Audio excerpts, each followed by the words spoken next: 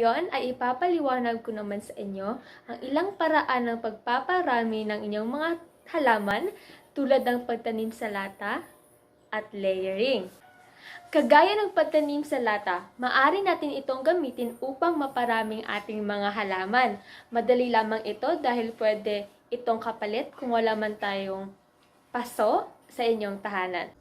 Ang una niyong dapat gawin ay pumili ng sanga o tangkay na magulang at may usbong. Tanggalin ang mga sukat na 6 na pulgada. Pangalawa naman ay putulin ito at paghilis. Pangatlo naman ay gupitin ang mga dahon at maliit na sanga. Pang-apat ay itanim ang mga putol na tangkay sa tamang punlaan. At ang panghuli naman ay diligan ang mga putol na tangkay.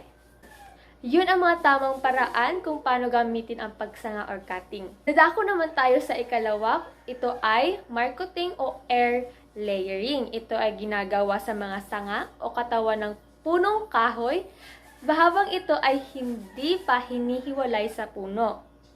Unang gawin ay pagtanggal ng balat. Pangalawa naman ay pagkaskas ng panlabas na hibla ng sanga. Pangatlo naman ay lagyan ng lupa at lumot ito. Panghuli naman ay pagbalot nito ng bunot o pwede nyo gawin ay plastic cellophane at itali ito. Yun ang paraan kung paano gawin ang marketing o air layering. Para naman sa pangatlo ay enriching. Pinapasama ang sanga ng isa pang puno at sanga ng isa pang puno na nakalagay sa paso.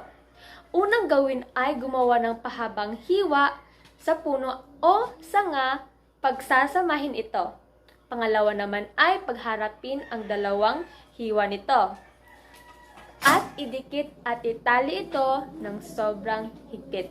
Yun ang huling paraan ng enriching, paggawa ng enriching.